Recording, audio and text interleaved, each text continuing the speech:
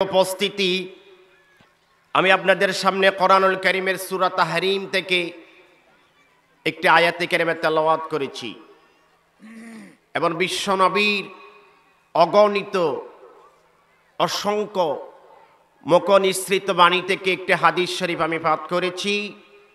আমার আল্লাহ তাআলা যদি আমাকে তৌফিক দেয়, আমি আপনাদের সামনে আজকে গুরুত্বপূর্ণ একটা বিষয় নিয়ে কোরআন এবং হাদিস দিয়ে আপনাদের সামনে আলোচনা করার চেষ্টা করব। ওয়ামা তাওফিকি ইল্লা বিল্লাহ আলাইহি তাওয়াক্কালতু ওয়া ইলাইহি উনীব। আমাকে বলা হয়েছে স্বামী স্ত্রীর অধিকার নিয়ে কথা বলার জন্য। তা আমি সেই বিষয়ের উপরে কোরআন এবং হাদিস দিয়ে আলোচনা করার চেষ্টা করব। আমার আল্লাহ আমাকে যতক্ষণ তৌফিক দিবেন আমি কোরআন এবং হাদিস থেকেই আলোচনা করব ইনশাআল্লাহ। কোরআন এবং হাদিসের বাহিরে আমি কথা বলবো না। আপনারা যারা এসেছেন মন দিয়ে একটু কথা শুনবেন। যেহেতু কোরআন হাদিসের আলোচনা, কেউ কথাবার্তা বলবেন না, হইচই করবেন না, মন দিয়ে কথা শুনবেন। আসেন আমি সরাসরি আলোচনাতে যাচ্ছি। এই দুনিয়াতে নারীদের জান্নাত পাওয়া খুবই সহজ, মহিলাদের জান্নাত পাওয়া খুবই সহজ। আমি আজকে আলোচনা করব বিশেষ করে বিবাহিত নারীদেরকে নিয়ে, যাদের বিবাহ হয়েছে এই সমস্ত নারীদের নিয়ে আমি আলোচনা করব। আমার আলোচনার আজকে হেডলাইন হবে বিবাহিত ইমানদার নারীদের যে দুটি গুণ থাকলে ওই নারী আল্লাহর জান্নাতে যাবে। আপনারা খেয়াল করেন, বিবাহিত নারী যাদের ভিতরে মাত্র দুইটা গুণ থাকলে, কয়টা গুণ? কথা বলবেন, কয়টা গুণ? দুইটা গুণ, তারা আল্লাহর জান্নাতে যাবে। শুধু জান্নাতে যাবে তা নয়, আল্লাহ রসুল বলেন তারা জান্নাতে চিরস্থায়ী থাকবে। শুধু তাই নয়, তারা জান্নাতে আল্লাহ তাআলা তাদেরকে আলাদা একটা ঘর দিবেন এবং সেই ঘর দেখে আল্লাহ তাআলাকে তারা নিজেরাই চোখে দেখবেন। সুবহানাল্লাহ, সুবহানাল্লাহ। সেই দুইটা গুণ কি? এক নাম্বার, যেই নারী নিজের স্বামীর দোষ প্রচার করে না, অর্থাৎ স্বামীর বদনাম করে না, বরং স্বামীর প্রশংসা ও স্বামীকে সহযোগিতা করে, এক নাম্বার। দুই নাম্বার, যেই নারী স্বামীকে অভিশাপ দেয় না, বরং কল্যাণের জন্য সব সময় দোয়া করে। এই দুইটা গুণ যদি কোনো বিবাহিত নারী অর্জন করতে পারে, আল্লাহ রসুল বলেন ওই নারী আল্লাহর জান্নাতে যাবে। সুবহানাল্লাহ বলেন। আজকে আমাদের সমাজে যে স্বামীর বদনাম করে, স্বামীর দোষ চর্চা করে, এরকম নারী আছে কি নাই? কিছু হলে স্বামীকে গজব দেয়, বদদোয়া দেয়, এরকম নারী আছে কি নাই? আজকে শোনেন মা বোনরা, আল্লাহ রসুল আপনাদের ব্যাপারে বলছেন যেই নারী স্বামীর হাতে যত কষ্ট পাক না কেন স্বামীর বদনাম করবে না, স্বামীর দুর্নাম করবে না, স্বামীর ব্যাপারে কাউকে মুনাফিকি করবে না, স্বামীকে বদদোয়া দেবে না, অভিশাপ দেবে না, ওই নারী মারা গেলে আল্লাহর জান্নাতি। সুবহানাল্লাহ, সুবহানাল্লাহ। এই যে আপনারা বলেন তো আমাকে, এই যে আমাদের দেশের নারীরা যারা আজকে স্বামীর হাতের মধ্যে কষ্ট পাচ্ছে, তারা যদি কষ্ট পেতে পেতে যদি একেবারে শেষ হয়ে যায়, ফেরাউন মা আসিয়াকে যে কষ্ট দিয়েছেন সেই কষ্টর সমান হবে? বলেন না আপনারা? আমাদের দেশের নারীরা স্বামীর কষ্ট পেতে পেতে একেবারে শেষ, স্বামীর মায়ের খেতে খেতে একেবারে শেষ।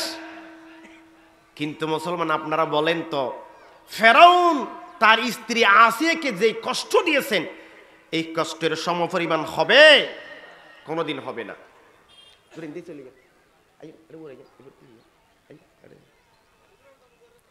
প্রিয় উপস্থিতি, শুধু তাই নয়, দুনিয়ার সমস্ত নারীদের কষ্ট যদি এক জায়গায় করা হয়, দুনিয়ার সমস্ত নারীদের নির্যাতন যদি এক জায়গায় করা হয়, ফেরাউন বিবি আসিয়াকে যে কষ্ট দিয়েছেন সেই কষ্টের সমান হবে না। এত কষ্ট দিয়েছেন ফেরাউন আসিয়াকে। আল্লামা বদরুদ্দিন আইনি উমদাতুল কারীর মধ্যে লিখেছেন, ঈমান আনার কারণে ফেরাউন আসিয়াকে এত কষ্ট দিয়েছেন, এত নির্যাতন করেছেন বন্ধু,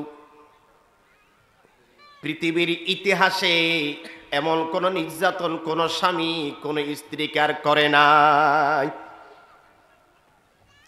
আল্লামা বদরুদ্দিন আইনি বলেন, ফেরাউন আসিয়াকে মারতে মারতে মারতে মারতে সারা দিনভর চাবুক দিয়ে মারতেন, শরীরের চামড়া ফেটে যেত, রক্ত বের হতে হতে মা আসিয়া বেহুশ হয়ে যেত। একটু যখন হুশ আসতো ফেরাউন তাকে আবার মারত। ফানি ফানি করে যখন চিৎকার দিতেন, ফেরাউন এক ফোঁটা ফানি মা আসিয়াকে দিত না বন্ধু।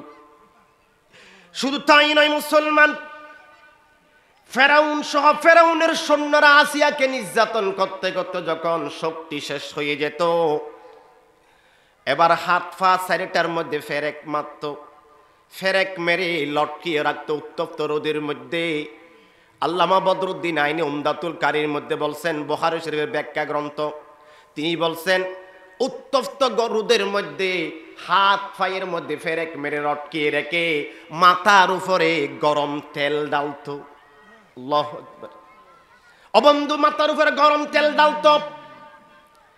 মা আসিয়ার মাথার উপরে যখন গরম তেল ডালত বন্ধু, তাফসীরের কিতাবের ভিতরে এসেছে ওই গরম তেল যখন ডালত, ডালার সাথে সাথে মা আসিয়ার এই যে মাথার সমস্ত চুল সহ শরীরের চামড়াগুলো উঠে গিয়ে কষে কষে জমিনে পড়ে যেত। আল্লাহু আকবার। এত কষ্ট নির্যাতন ফেরাউন আসিয়াকে দিয়েছিল। আল্লামা বদরুদ্দিন আইনি বলেন, নির্যাতন করতে করতে এমন কোন নির্যাতন নাই ফেরাউন আসিয়াকে করে নাই। যেদিন তিনি ইন্তেকাল হয়ে যাবেন সেদিন আর স্বামীর অত্যাচার নির্যাতন সহ্য করতে না পেরে রব্বুল আলামিনের কাছে দুটা হাত তুলে ডাক দিলেন, রব্বুল আলামিন, আমার স্বামী আমাকে বাড়ি থেকে বের করে দিয়েছেন, আমার আজকে বাড়িতে জায়গা নাই, আমার স্বামীর কাছে কোনো আমার দাম নাই, আমার স্বামী আমাকে হাত পায়ে চারটা ফেরেক মারে উত্তপ্ত রোদের মধ্যে লটকিয়ে রেখেছে, আমার মাথার মধ্যে একটা চুল রাখে নাই, শরীরে চামড়া ভালো রাখে নাই। আল্লাহ, আমি তার বরদাস্ত করতে পারছি না, আপনি আল্লাহর কাছে দোয়া করছি, আপনি আমার দোয়াটা কবুল করে নেন। কোরআনুল কারীমের সূরা তাহরিমের ভিতর আল্লাহ রাব্বুল আলামিন ডাক দিলেন, আসিয়া আল্লাহ তাআলাকে যে কথা বলেছিলেন ডাক দিয়ে, সেই কথাটা আল্লাহ কোরআনে তুলে দিয়েছেন। রব্বি ইবনিলি ইনদাকা বাইতান ফিল জান্নাহ ওয়া নাজ্জিনি মিন ফিরআউনা ওয়া আমালিহি ওয়া নাজ্জিনি মিনাল কওমিয যালিমিন। জোরে বলেন আল্লাহু আকবার। আসিয়া ডাক দিলেন, রব্বুল আলামিন, আপনি মেহেরবানি করে আমি আসিয়ার জন্য ইন্দাকা আপনার পাশে বাইতান একটা ঘর আমার জন্য আপনি বরাদ্দ করেন, এবং আমাকে ফেরাউনের কর্মকাণ্ড থেকে আমাকে রক্ষা করেন, এবং ফেরাউনের মতো জালেম সম্প্রদায় থেকে আমি আসিয়াকে হেফাজত করেন। ইমাম ইবনে কাসির তাফসীর ইবনে কাসিরের ভিতরে বলছেন, বন্ধু, আসিয়া যখন এই দোয়াটা আল্লাহর দরবারে করেছে তখন আল্লাহ তাআলা আসিয়ার দোয়া মঞ্জুর করে ফেললেন, আর জিবরাইলকে বললেন, ও জিবরাইল, একটু তাড়াতাড়ি যাও, কিছুক্ষণের মধ্যে আমার আসিয়া জীবন দিয়ে দিবে, আমার জন্য দুনিয়া থেকে বিদায় নিবে। আসিয়া আমার কাছে দোয়া করেছে আমার বাড়ির পাশে জান্নাতে একটা বাড়ি দেওয়ার জন্য, তুমি গিয়ে কানে কানে বলো আসিয়ার দোয়া আমি কবুল করেছি, তার জন্য জান্নাতে একটা বাড়ি নির্ধারণ করে রেখে দিয়েছি, এবং সে এখন তো দুনিয়া থেকে বিদায় নিবে, আমার দেওয়া জান্নাতি বাড়িটা দেখে দেখে সে দুনিয়াতে বিদায় নিবে। সুবহানাল্লাহ। আসিয়া আল্লাহর দেওয়া জান্নাত নিজের সুখে দেখে দেখে দুনিয়া থেকে বিদায় নিয়েছেন। সুবহানাল্লাহ, সুবহানাল্লাহ। বন্ধুগণ, এবার আপনারা আমাকে একটা কথা বলেন, এই দুনিয়াতে কোনো নির্যাতিত নারী থাকলে স্বামীর হাতে, এটা মা আসিয়া ছিলেন, আচ্ছা বলেন তো, এত নির্যাতন পাওয়ার পরেও, এত অত্যাচারিত হওয়ার পরেও মা আসিয়া কি কোনোদিন স্বামীকে বদদুয়া দিয়েছেন? কোরআনের কোথাও এটা উল্লেখ নাই, তাফসিরের কিতাবের গুলোর ভিতরে কোনো কোথাও উল্লেখ নাই যে মা আসিয়া একটিবারের জন্য স্বামী ফেরাউনকে বদদুয়া দিয়েছেন, গজব দিয়েছেন, স্বামীর বদনাম করেছেন। দুনিয়ার কোন তাফসিরের মধ্যে আপনি পাবেন না। এত নির্যাতন করেছেন স্বামী তাকে, এত কষ্ট দিয়েছেন স্বামী তাকে, তবু মা আসিয়া একটা সেকেন্ডের জন্য ফেরাউনকে, স্বামীকে বদদুয়া দেয় নাই, গজব দেয় নাই, বদনাম করেন নাই। এই জন্য আল্লাহ রসুল বলেন, স্বামীর হাতে নারীরা নির্যাতিত হয়ে, নিষ্পেষিত হয়ে, অত্যাচারিত হয়ে যদি সবর অবলম্বন করে, ওই নারীকে আল্লাহ তাআলা মা আসিয়া সবর করে যে সওয়াব পেয়েছেন, ওই নারীর আমল নামে আল্লাহ সে সওয়াব লিখে দিবেন। সুবহানাল্লাহ। আমাদের দেশের নারীরা স্বামীর হাতে নির্যাতিত হয়ে, অত্যাচারিত হয়ে যদি সবর অবলম্বন করে, ধৈর্য ধারণ করে, আল্লাহ রসুল বলেন মা আসিয়া স্বামীর হাতে নির্যাতিত হয়ে যে সওয়াব পেয়েছেন, আল্লাহ ওই নারীকে সেই সওয়াব দিবেন যে নারী স্বামীর হাতে নির্যাতিত হয়ে সবর করবেন। সুবহানাল্লাহ, সুবহানাল্লাহ। বন্ধুগণ, এবার আসেন, এই যে দুইটা মাত্র গুণ যে নারীর ভিতরে থাকবে, একটা গুণ হলো যেই নারী স্বামীর কোনোদিন বদনাম করবে না, বরং প্রশংসা করবে। 2 নাম্বার গুণ হলো স্বামীকে কোনোদিন বদদুয়া দিবে না, বরং কল্যাণের জন্য দোয়া করবে।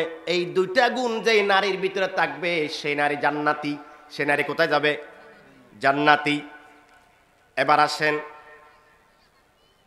কিন্তু মুসলমান যেই নারী স্বামীর নামে বদনাম করবে, স্বামীকে বদদুয়া দিবে, স্বামীর বিরুদ্ধে সমাজে কথাবার্তা ছড়িয়ে দিবে, স্বামীর বিভিন্ন গীবত শাকায়াত করবে, এরকম নারী আছে কি নাই?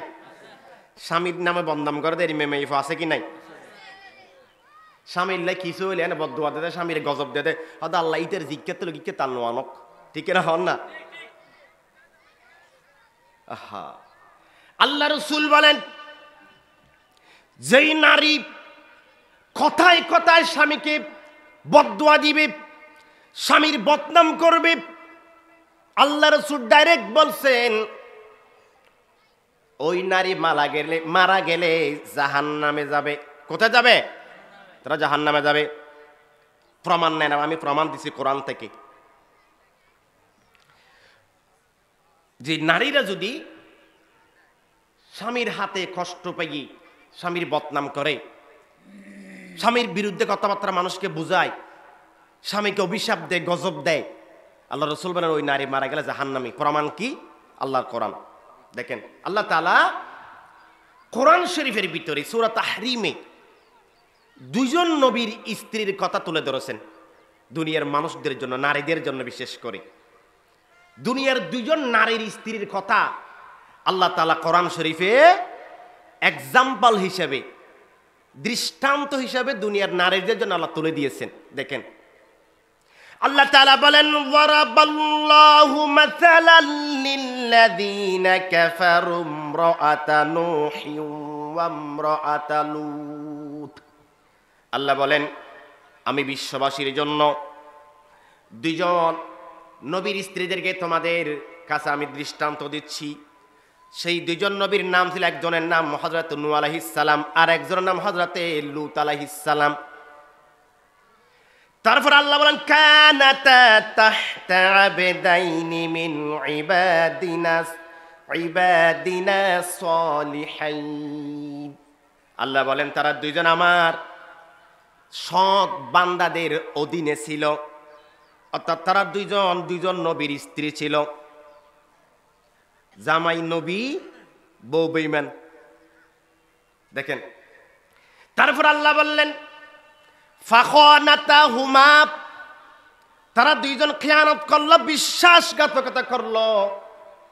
ও বন্ধু, তাফসিরে তাবারির ভিতরে আল্লামা ইমাম জারির আত-তাবারি লিখেছেন বিশ্বাসঘাতকতা বলতে কি?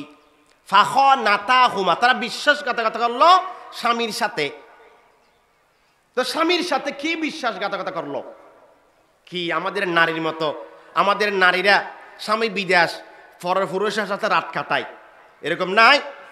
স্বামী বিদেশ কিন্তু ওই মহিলা পরের পুরুষের সাথে রাত কাটায়, ঠিক কিনা বলেন না?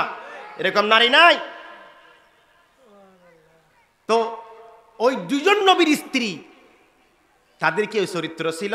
না, তাদের ওই চরিত্র ছিল না। তাফসিরে তাবারির ভিতরে এসেছে পৃথিবীর সমস্ত আলেমগণ একমত, পৃথিবীর কোন নবীর স্ত্রীরা দুনিয়াতে বেবিচারের মধ্যে জড়াই নাই, বেবিচার করেন নাই। তারা পৃথিবীর কোন নবীর স্ত্রীরা বেবিচার ছিলেন না।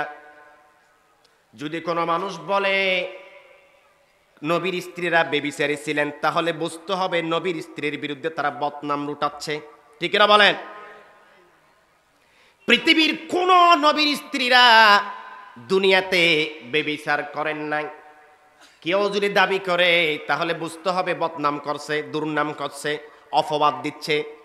যেমন মা আয়েশার ব্যাপারে মুনাফিকেরা অপবাদ দিয়েছিল, মা আয়েশার ব্যাপারে অপবাদ দিয়েছিল, এমনও পর্যায়ে হয়ে গিয়েছিল আল্লাহ রসুল মা আয়েশাকে তালাক দেওয়ার জন্য পর্যন্ত চিন্তা ভাবনা করেছিল। হযরত ওমর নবীজির কাছে এসে বললেন, ইয়া রাসূলুল্লাহ, ইয়া হাবিবাল্লাহ, মা আয়েশাকে আপনার সাথে বিবাহের ব্যবস্থা কে করে দিয়েছেন? নবী বললেন, আল্লাহ করে দিয়েছেন। মা আয়েশার বিয়ের ব্যবস্থা হন করে দিল দি? মা আয়েশার বিয়ের উকিল হন আল্লাহ, উকিল হন আল্লাহ। হযরত ওমর এসে বললেন, ইয়া রাসূলুল্লাহ, মা আয়েশাকে আপনার সাথে বিবাহের ব্যবস্থা কে করে দিয়েছেন? বলেন আল্লাহ। ইয়া রাসূলুল্লাহ, তাহলে আপনি কি বিশ্বাস করেন আল্লাহ আপনার জন্য একজন বেবিচারিণী মেয়েকে আপনার জন্য বরাদ্দ করবেন? আপনি কি বিশ্বাস করেন? রসুল বলেন, না, আমি বিশ্বাস করি না। তখন উমর মুখ থেকে একটা শব্দ বলেছিলেন, হাদা বুহতানুন আযীম। ইয়া রাসূলুল্লাহ, আমি উমর বলছি এটা বড় ধরনের একটা অপবাদ। আল্লাহু আকবার। উমর বললেন এটা বড় অপবাদ। উমরের মুখ দিয়ে যে শব্দটা বের হয়েছে আল্লাহর বেশি ভালো লেগেছে। আল্লাহ ডাইরেক্ট উমরের কথার সাথে একমত হয়ে ডাইরেক্ট ওই শব্দের উপর আল্লাহ কোরআনের আয়াত নাযিল করে দিয়েছেন। আল্লাহু আকবার বলেন। আল্লাহ বলেন, সুবহানাকা, আয়েশা পবিত্র, হাযা বুহতানুন আযীম, এটা বড় অপবাদ। আল্লাহু আকবার বলেন। আয়েশার বিরুদ্ধে মুনাফিকের অপবাদ দিয়েছিল। বন্ধুগণ, এই যে ফাখানাতাহুমা, তারা দুইজন নবীর সাথে বিশ্বাসঘাতকতা করেছে। তাফসিরে তাবারের ভিতরে এসেছে বিশ্বাসঘাতকতা মানে কি? এক নাম্বার, তারা একটু ছোট করে দেন, তারা নবীদের উপরে ঈমান আনে নাই। এক নাম্বার কি? বিশ্বাসঘাতকতা করেছিল স্ত্রীরা নবীদের সাথে। এক নাম্বার কি? তারা নবীদের উপরে ঈমান আনে নাই, নবীদের উপরে ঈমান আনে নাই। দুই নাম্বার, তারা স্বামীর বিরুদ্ধে সমাজের মধ্যে মুনাফিকি ছড়াতো। কি ছড়াতো? বদনাম থেকে মানুষ, স্বামীর বিরুদ্ধে সমাজে বদনাম করত। এরকম কিছু মহিলা আমাদের সমাজে আছে কি নাই যে স্বামীর বদনাম করে? তিন নাম্বার, তারা নিজেদের কাফের জাতির প্রতি তারা সমবেদনা দেখাতো, ফ্যাট ফোরানি দেখাতো। এরকম কিছু মানুষ আমাদের সমাজে আছে কি নাই যে ইসলাম ধর্ম ভালো না লাগে কিন্তু উত্তরাধিকার ভালো লাগে, ঠিক কিনা? হল না? মানুষের নামা থেকে মুসলমানের ধর্ম ভালো না লাগে কিন্তু উত্তরাধিকার ভালো লাগে, ঠিক কিনা বলেন? এই মুসলমান, যাদের মুসলমান ভালো লাগে না, ইহুদি খ্রিস্টানদের ভালো লাগে। যাদের কোরআন ভালো লাগে না, ইহুদি খ্রিস্টানদের হরে রাম হরে সীতা ভালো লাগে। যাদের আজান ভালো লাগে না, ইহুদি খ্রিস্টানদের তাসটি ফাস্ট নাইট ভালো লাগে। আজকের মাহফিল থেকে আপনি বলতে চাই, আপনারা মুসলমানের পর্যায়ে থাকেন না, ঠিক কিনা বলেন? তারা মুসলমানের পর্যায়ে থাকবে না। যাদের মুসলমান ভালো লাগে না, মুসলমানদের মসজিদ ভালো লাগে না, মুসলমানদের আজান ভালো লাগে না, এরকম মানুষ মুসলমানের পর্যায়ে থাকতে পারে না, ঠিক কিনা বলেন? আজকে কিছু মানুষ দেখা যাচ্ছে, এই যে রাজনৈতিক দলের কিছু লিডার বলছে যে আমরা মৌলবাদী বিশ্বাস করি না, ঠিক কিনা বলেন? আপনারা শুনেন নাই নাকি আমি বানিয়ে বলছি? কিছু কিছু রাজনৈতিক দলের লিডাররা বলছেন আমরা মৌলবাদী বিশ্বাস করি না। আমি বলতে চাই, মৌলবাদ আপনি বিশ্বাস করেন না। আমি তাদেরকে জিজ্ঞেস করি, আপনি জন্ম নেওয়ার পর আজান কারা দিয়েছিল? আজান কারা দিয়েছিল? এই আলেমরা দিয়েছিল। আপনি যেদিন মারা যাবেন আপনার জানাজা কারা পড়াবে? আলেমরা পড়াবে। তা আপনি বলছেন যে আমি মৌলবাদী বিশ্বাস করি না।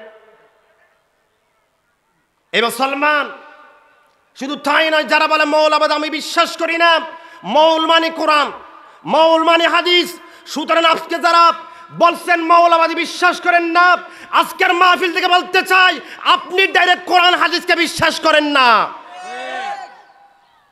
কোরআন হাদিসকে যারা বিশ্বাস করবে না, আল্লাহর কসম করে বলছি, মুসলমানদের লিস্টে তাদের নাম থাকবে না। আর মুসলমানদের লিস্টের মধ্যে যাদের নাম থাকবে না, কোন মুসলমানের সন্তান তাদেরকে, তাদের দলকে সাপোর্ট করতে পারবে না, ঠিক কেন বলেন মুসলমান? যারা মৌলবাদী বিশ্বাস করে না, কোরআন হাদিস বিশ্বাস করে না, তারা ডাইরেক্ট কোরআন হাদিসকে বিশ্বাস করে না। আর কোরআন হাদিসকে ডাইরেক্ট যারা বিশ্বাস করে না, তারা মুসলমান থাকবে না। আর মুসলমান যারা থাকবে না, কোন মুসলমানের সন্তান ইহুদি খ্রিস্টানদের কালচার গ্রহণ করতে পারে না, ঠিক কিনা বলেন? আজকে কিছু কিছু মানুষ, রাজনৈতিক দল বলে যে মুখের মধ্যে ফেনা তুলছে যে আমরা ৭২-এর সংবিধানে ফিরে যেতে চাই। বলে কি বলে নাই? আমরা ৭২-এর সংবিধানে ফিরে যেতে চাই, এরকম বলছে কি বলে নাই? এই মুসলমান, আমরা কিন্তু জানি আপনারা কেন ৭২-এর সংবিধানে ফিরে যেতে চাচ্ছেন। কারণ ৭২-এর সংবিধানের শুরুতে বিসমিল্লাহ লেখা ছিল না, এটা ৭৫ যোগ হয়েছে। ৭২-এর সংবিধানের শুরুতে বিসমিল্লাহ লেখা ছিল না। ৭২-এর সংবিধানের শুরুতে রাষ্ট্র পরিচালনার মূলনীতিতে আল্লাহর উপর পূর্ণ আস্থা এবং বিশ্বাস লেখা ছিল না। তো আপনারা যারা আজকে বলছেন ৭২-এর সংবিধানে ফিরে যাবেন, আপনাদের মতলব কি আমরা বুঝতে পেরেছি। কারণ আপনারা ৭৫-এ থাকলে বড় বড় বোতল খেতে পারবেন না, ঠিক কিনা বলেন? আপনারা ৭২-এ ফিরে গেলে বড় বড় বোতল খেতে পারবেন, এই দেশটাকে লুটুপুটে খেতে পারবেন। এই জন্য ৭২-এ ফিরে যেতে চাচ্ছেন, ঠিক কিনা বলেন মুসলমান? এই মুসলমান, আগামীর সেই সময়টা এখন আর নাই। এখন মানুষ সচেতন, ঠিক কিনা বলেন? এখন দাবার গুটি পাল্টে গেছে, ঠিক কিনা বলেন না? এখন মানুষের মাথায় কাঁঠাল ভেঙে আর খাওয়া যাবে না, ঠিক কিনা? এই মুসলমান শপথবদ্ধ হন, এই মুসলমান শপথবদ্ধ হন। আমরা ৭১ রক্ত দিয়েছি, আমরা ২৪-এর গণঅভ্যুত্থানে রক্ত দিয়েছি। আরেকটিবার যে রক্ত দিতে হয়, কোন জালিমকে দেশের মধ্যে কর্তৃত্ব খাটা দেব না, দেব না, দেব না।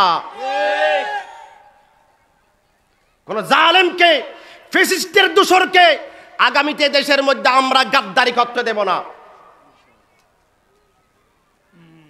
সুতরাং আপনারা কথাবার্তা বললে একটু হোশ নিয়ে কথা বলবেন, যাতে আপনাদের কথা ইসলাম বিরোধী, কোরআন বিরোধী, আলেম বিরোধী না হয়। এবার আসেন মুসলমান, এই যে আল্লাহ তাআলা দুইজন স্ত্রীর দোষের কথা কোরআনুল কারীমের ভিতরে বলছেন, সেই দুজন স্ত্রীর ভিতরে হযরতে নূহ আলাইহিস সালামের স্ত্রীর দোষ ছিল। তাফসীর ইবনে কাসীর, এই লোকটা, এই মহিলাটা সমাজের মধ্যে মানুষদেরকে বলে বেড়াতো যে আমার স্বামী একজন পাগল। নূহ আলাইহিস সালাম কি পাগল? হন হইতে তো হতাইয়েন, বউ হইতে দে, মানুষের হাতে যখন বলে নূহ আলাইহিস সালাম দাওয়াত দিতে যাইতো, বউই তার হাতে যাই যায় হইতো দে আজ জামাই পাগল, যে আল্লাহ রসুল যেন এই হাজি হলার হাতে দাওয়াত দিতে যাইতো, আবু লাহাব হয়তো দিবে পাগল, এবার মৃত্যু। তদ্রূপ নূহ আলাইহিস সালামের স্ত্রীর অভ্যাস ছিল, খারাপ অভ্যাস ছিল, স্বামীর নামে বদনাম করত, আমার স্বামী একজন পাগল, নাউজুবিল্লাহ বলেন। তারপরে লূত আলাইহিস সালামের স্ত্রীর আরেকটা অভ্যাস ছিল, ওই মহিলাটা হযরতে লূত আলাইহিস সালামের কাছে যারা আসতো, বিশেষ করে পুরুষেরা, আপনারা জানেন লূত আলাইহিস সালামের সময়ে পুরুষে পুরুষে সমকামিতা করত, পুরুষে পুরুষে। এখনো বন্ধু লূত আলাইহিস সালামের বাড়ির মধ্যে কোন কোন পুরুষ আসতো, এই কথাটা লূত আলাইহিস সালামের স্ত্রী মানুষদেরকে বলে দিত। এটা তার দোষ ছিল, গোপনীয় কথা মানুষদেরকে বলে দিত। নূহ আলাইহিস সালামের স্ত্রীর দোষ ছিল, সে নূহ আলাইহিস সালামের বিরুদ্ধে বলতে তিনি একজন পাগল। লূত আলাইহিস সালামের স্ত্রীর দোষ ছিল, সে লূত আলাইহিস সালামের ব্যাপারে মানুষদেরকে বলতো, আমার স্বামীর বাড়িতে সুন্দর সুন্দর পুরুষ এসেছে, তোমরা তাড়াতাড়ি চলে যাও, গোপনীয় কথা বলে দিত।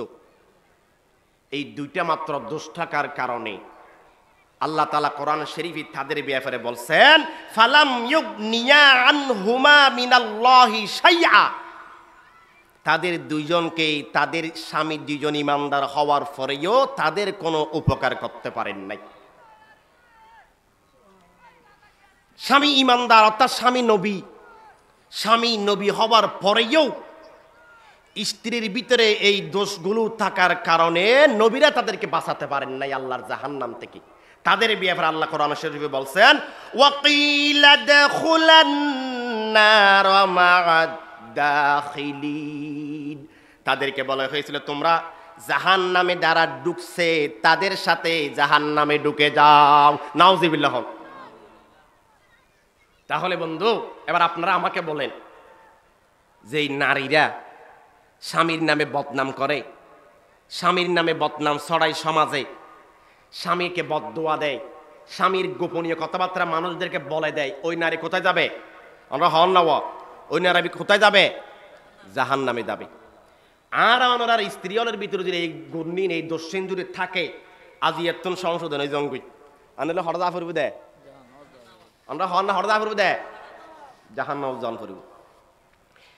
অবাধ্য স্ত্রী, স্বামীর অবাধ্য স্ত্রী জান্নাতে গন্ধও পাবে না, স্বামীর অবাধ্য স্ত্রী জান্নাতের গন্ধও পাবে না।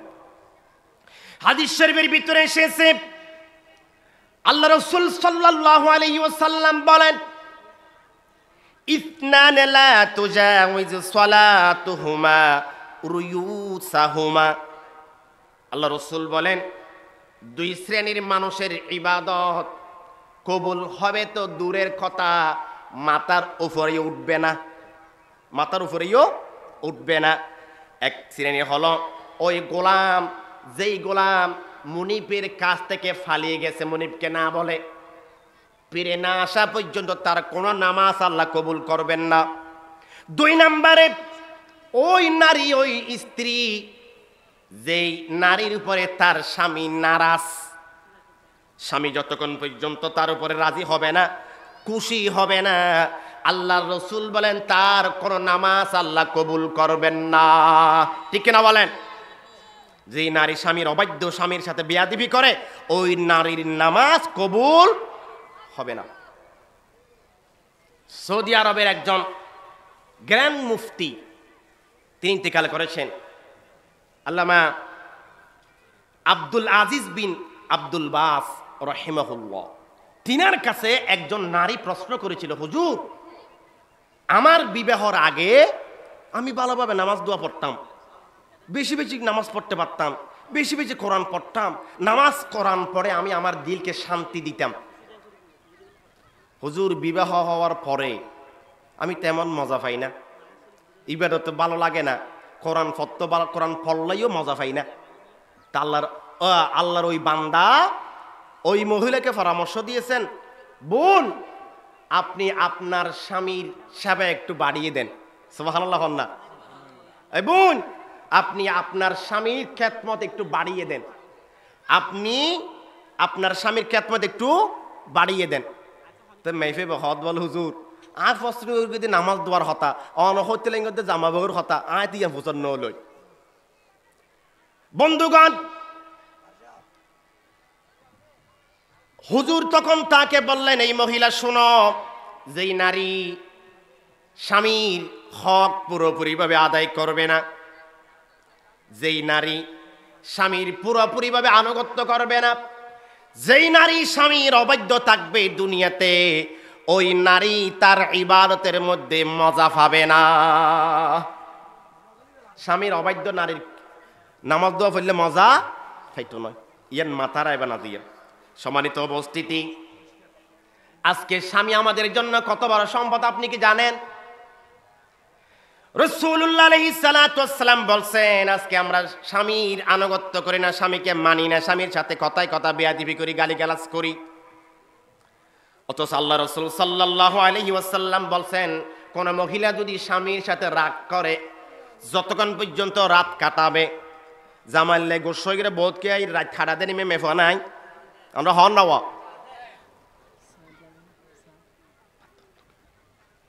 বন্ধুগণ, আল্লাহ রাসূল বলেন, যেই নারী স্বামীর সাথে রাগ করে যতক্ষণ পর্যন্ত রাত কাটাবে, আল্লাহ রাসূল তার ব্যাপারে বলেন, লাআনাত হাল মালাইকাতা হাত্তা তুসবিহা। ফজর পর্যন্ত এই নারীর উপরে আল্লাহর রহমতের ফেরেশতারা বদদুয়া দিতে থাকবে।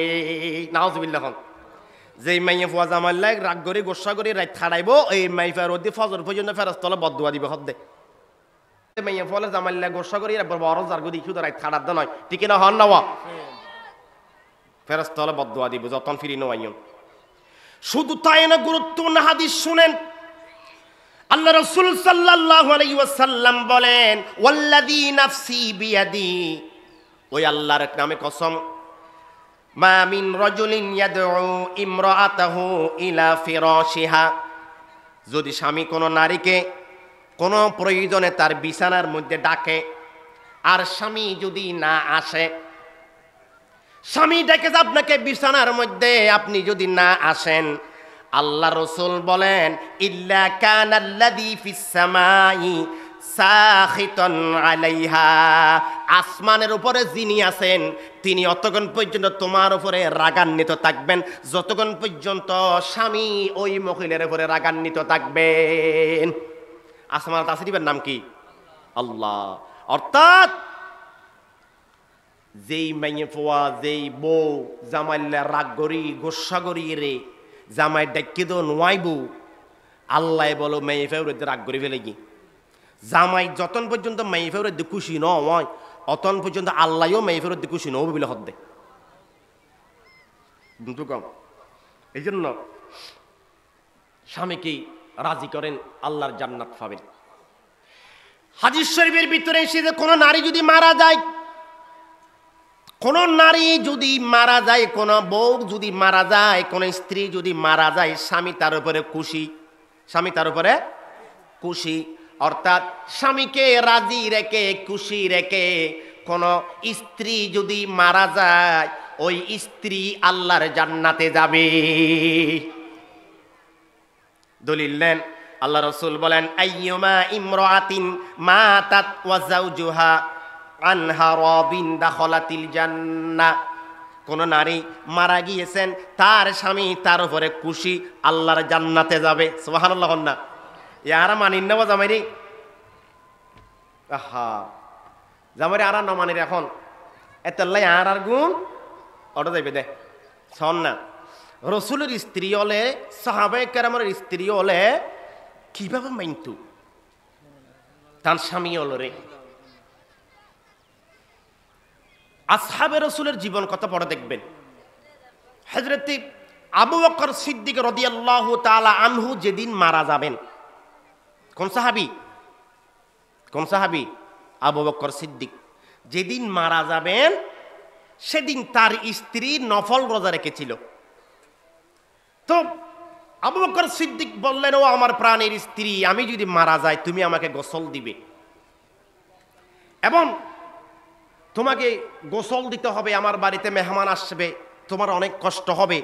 তার কষ্টের দিকে থাকিয়ে আবু বকর সিদ্দিক রাদিয়াল্লাহু তাআলা আনহু স্ত্রীকে বলেছিলেন, তুমি যে রোজা রেখেছো রোজাটা একটু ভেঙে দিবে, নফল রোজা তো আতাল্লাই, কারণ বউ তো কষ্ট হবে দেয়। হযরত আবু বকর সিদ্দিক মারা গেলেন, স্ত্রী গোসল দিলেন, সমস্ত কাজকর্ম করলেন, মেহমান সামলালেন, কিন্তু রোজা ভাঙার কথা মনে নাই। একটু মাত্র বাকি আছে ইফতারের মুহূর্ত, একটু পরে ইফতারের সময় আজান দিবে, এমন সময় তার মনে পড়েছে আমার স্বামী তো আমাকে বলেছিল রোজাটা ভেঙে ফেলতে, এখন সময় মাত্র অল্প, ইফতারের সময় আমি কি করব, এখন কি রোজাটা রাখবো নাকি আমার স্বামীর আদেশ পালন করব।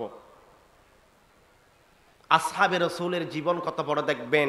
সেদিন আবু বকর সিদ্দিকের স্ত্রী স্বামীর হুকুম মানার জন্য অল্প মাত্র সময় বাকি ছিল, রোজা ভেঙে ফেলেছিলেন।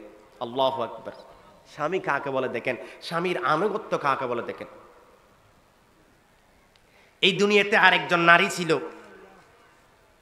যেই নারীর স্বামীও খলিফা, যেই নারীর বাপও খলিফা, যেই নারীর 4 জন ভাই খলিফা, সেই নারী হচ্ছেন উমর ইবনে আব্দুল আজিজের স্ত্রী। উমর ইবনে আব্দুল আজিজ, তার পিতা ছিল খলিফা আব্দুল মালেক। উমর ইবনে আব্দুল আজিজের স্ত্রী যখন বিবাহ হচ্ছে তার সাথে, তখন তার পিতা তাকে স্বর্ণ গহনা, হিরে বড়ি অনেক অনেক দিয়েছিল। তো তিনি যখন উমর ইবনে আব্দুল আজিজের সংসারে আসলেন, উমর ইবনে আব্দুল আজিজ তো গরিবী জীবন যাপন করেছিলেন। স্ত্রীকে বললেন, ও আমার প্রাণের স্ত্রী, আমি স্বামী আদেশ করছি তোমাকে, তুমি তোমার কাছে যে স্বর্ণ চাঁদিগুলো আছে, হীরা গহনাগুলো আছে, তুমি একটু এগুলো বাইতুল মালে জমা দিয়ে দাও। সেদিন ওমর ইবনে আব্দুল আজিজের স্ত্রী স্বামীর কথা মতো সমস্ত বড়ি বড়ি স্বর্ণ চাঁদি বাইতুল মালে জমা দিয়ে দিয়েছিলেন। তো ওমর ইবনে আব্দুল আজিজ যখন মারা গেল, তখন তার একজন ভাই, ওমর ইবনে আব্দুল আজিজের স্ত্রীর ভাই, ওমর ইবনে আব্দুল আজিজের পরে খলিফা হলো।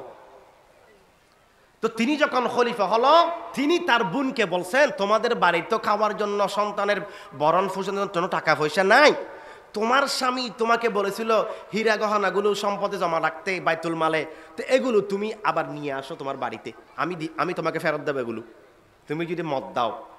সেদিন মুসলমান ওমর ইবনে আব্দুল আজিজের স্ত্রী সেদিন বলেছিলেন, এই আমার প্রিয় ভাই, আমার স্বামী জীবিত থাকতে আমি কোনোদিন তার অবাধ্য হই নাই, তার আনুগত্য করেছি, তার প্রতিটা কথা আমি মেনে চলেছি। আর আমার স্বামী আজকে দুনিয়াতে নাই, আমি তার অবাধ্য হব? তিনি আমাকে যে এরকম কথা বলেছেন, আমার জীবন যেতে পারে, আমি আমার স্বামীর জীবনে অবাধ্য হব না। আল্লাহু আকবার। স্বামীর আনুগত্য কাকে বলে দেখেন, স্বামীর আনুগত্য কাকে বলে দেখেন। ইতারা আমার আগে আল্লাহ জান্নাতে যাবে রিয়া, আর আগুন যাইতো ইকে যাইতে হলে ইকে যাগুই, ঠিক না হল না, আর আগুন ইকে যাইতে হলে উকে যাগুই। আহা হাই রে, বোন মেয়ে ফল তো আসলে জামাইরা হারাপ বাসায় গালি গালাজ করে না, করে হারাপ বাসায় গালি গালাজ করে। আল্লাহ রাসূল সাল্লাল্লাহু আলাইহি ওয়াসাল্লাম ফাতেমাকে ওয়াজ করছেন, এই ফাতেমা, তোমার জীবন চলে যাবে, জীবনে কোনোদিন স্বামীর অবাধ্য হবে না। ফাতেমাকে ওয়াজ করছেন, জীবনে কোনোদিন স্বামীর অবাধ্য হবে না, কারণ স্বামীর আনুগত্যের ভিতরেই আল্লাহর জান্নাত। স্বামীর আনুগত্যের ভিতরে কি? আল্লাহর জান্নাত। তারপরে আল্লাহ রাসূল ফাতেমাকে ওয়াজ করছেন, এই ফাতেমা, তোমরা দুইজনে মিলেমিশে আমলের কাজ করবে, স্বামী স্ত্রী দুইজন যদি জান্নাতি হও, জান্নাতে একসাথে থাকতে পারবে। 3 নাম্বার আল্লাহ রাসূল ফাতেমাকে ওয়াজ করছেন, এই ফাতেমা, স্বামীর সাথে জীবনে কোনোদিন রাগ করবে না। এ রাগ করো না ঘরের? এ ফাতেমা, স্বামীর সাথে জীবনে কোনোদিন তুমি রাগ করবে না, কারণ রাগ করলে মানুষের ঈমান নষ্ট হয়ে যায়। আল্লাহ রাসূল বলেন, ফাতেমা, ফানি আগুনকে নিবেতে পারে, কিন্তু আগুন আগুনকে নিবেতে পারে না। অনেক জামাই তুমি মাথা গরম হয়ে বউ গরম হয়ে দিব, আনলে হজ্জারা বাড়ি দেব দি। আল্লাহ রাসূল বলেন, ফাতেমা, আলী যদি রাগ করে তুমি নরম হবে, তুমি রাগ করলে আলী নরম হবে, তাহলে মীমাংসা হয়ে যাবে। ইয়ারা জনজন করে ওই দেখি ইতি উগ্র মারলে হয়তো মারছে, উগ্র যদি মারিব হয়তো হয়তো মারছে, উগ্র মারলে হয়তো আর্গ মারছে। আহা, দেখো জানা নইব। এই জন্য আল্লাহ রসুল বলেন তুমি ফাতেমা স্বামীর সাথে রাগ করো না। 4 নাম্বার, এ ফাতেমা তুমি স্বামীর আদেশ নিষেধ মেনে চলবে, আদেশ নিষেধ মানবে, স্বামীর জীবনে তুমি অবাধ্য হবে না, স্বামীর অবাধ্য হবে না। হাদিস শরীফের ভিতরে আল্লাহ রাসূল সাল্লাল্লাহু আলাইহি ওয়াসাল্লাম বলেন ইযা সাল্লাতিল মারআতু খামসাহা, কোন নারী যদি 5 ওয়াক্ত নামাজ আদায় করে, ওয়া সামাত শাহরাহা, রমজান মাসের রোজা রাখে, ওয়া হাসনাত ফারজাহা, লজ্জাস্থানের হিফাজত করে, ওয়া আতাআত বালাহা, এবং স্বামীর আনুগত্য করে, দাখালাত মিন আইয়ি আবওয়াবিল জান্নাতি শাআত, আল্লাহর 8টি জান্নাতের মধ্যে যেটা দিয়ে মন চাইবে জান্নাতে যেতে পারবে। সুবহানাল্লাহ। হাসওয়ান সেরগেন 5 ওয়াক্ত নামাজ পড়িব, রোজা রাখিব, নিজের লজ্জাস্থানের অর্থাৎ ফর্দা মতো রাখিব, স্বামীর সম্পদের খেয়ানত করিব অর্থাৎ নিজের লজ্জাস্থানের হেফাজত করিব, আর স্বামীর হতামত চলিব। এই সেরগেন হাত যদি হনমেইফা গড়ে আল্লাহ রসুল হদ মেইফিবে জিন্দি মনসাইন যে জান্নাতে যেতে দিব। সুবহানাল্লাহ। আমরা হয়তো জানন হুজুর আজান হটা বাজে। আলহামদুলিল্লাহ, আজানের সময় হয়ে গেছে। আমি যতক্ষণ আপনাদের সামনে আলোচনা করেছি আল্লাহ তাআলা আমাকে আপনাদের সবাইকে এই মত বুঝার আমল তৌফিক দিক। আমরা সকলে পড়ছি আমিন। আসসালামু আলাইকুম ওয়া রাহমাতুল্লাহ।